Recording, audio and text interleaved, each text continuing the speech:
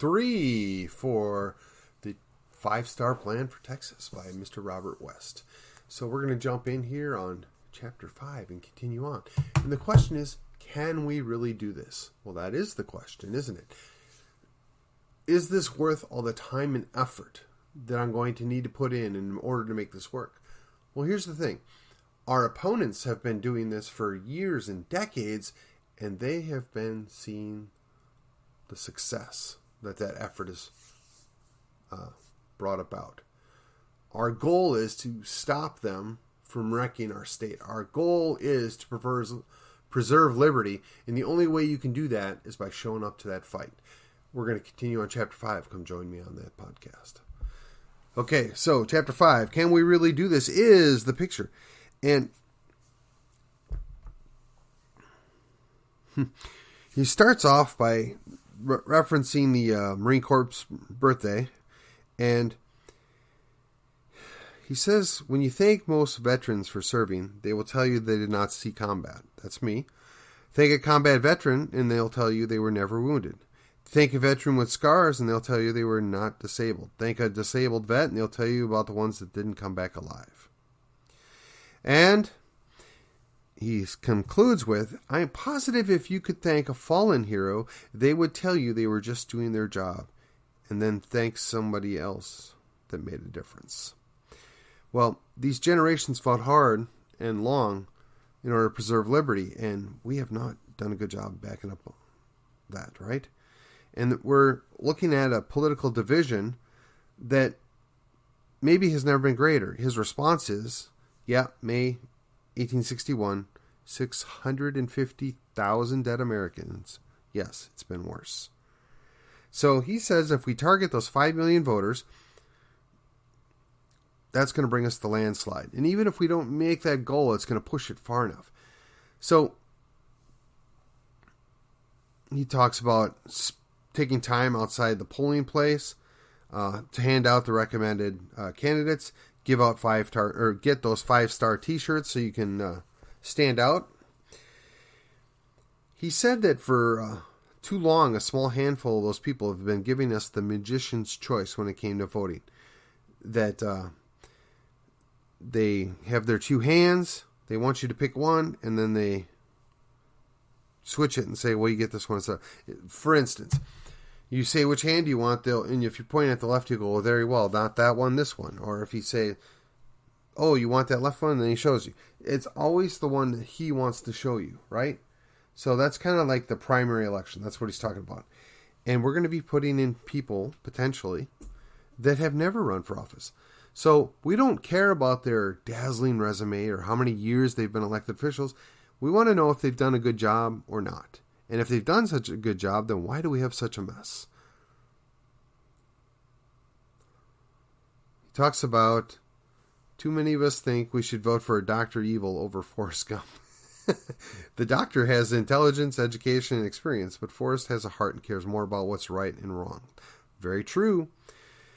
We get lost in the resume. We get lost in the experience, right? These people sell us a false bill of goods, and then we're very disappointed. So we're going to spend the next year and a half recruiting people, building up the army, and moving forward. We have a primary election that comes, and at this point, it's going to be probably 14 months. And then a general election that's going to be in November. We need to be ready. We need to get those people ready.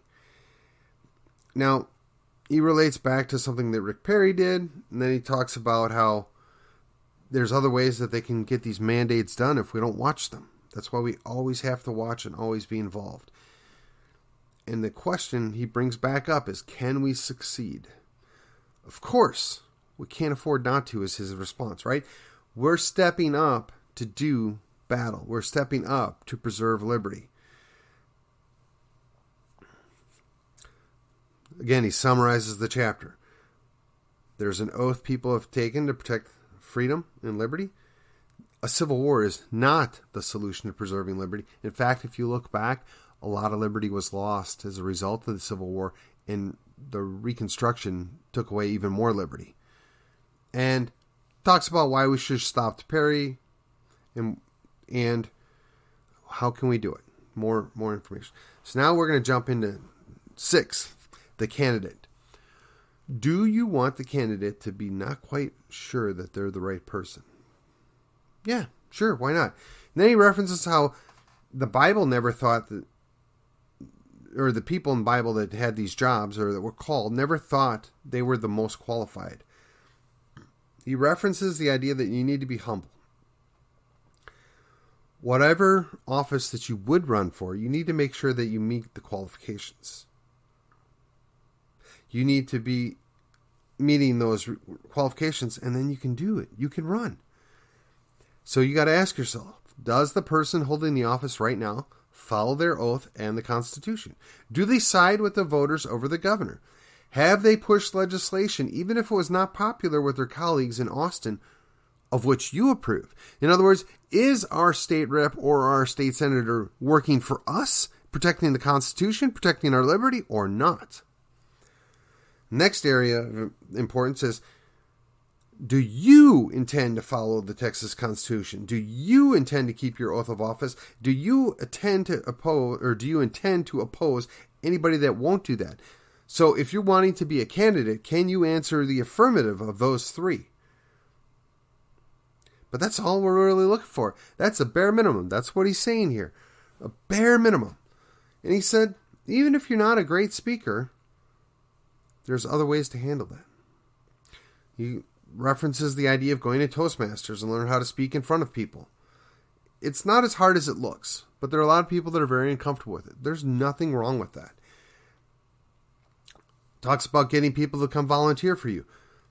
That's important. You got to get people that are willing to buy in. And it's not that they're buying in on you specifically, but the idea. The ideas sell. Yes, personality sells, but the ideas are what we come back to.